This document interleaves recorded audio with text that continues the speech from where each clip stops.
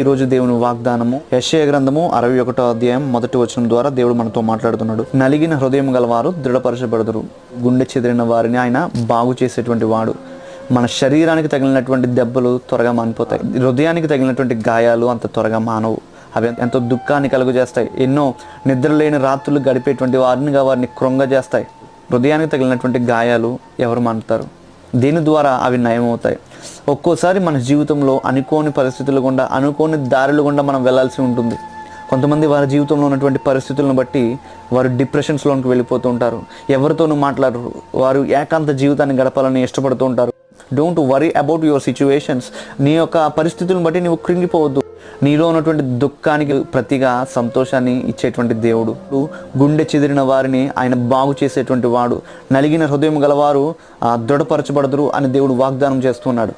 ఈ వాగ్దానాన్ని బట్టి మనల్ని బలపరచును గాక. ఆమెన్.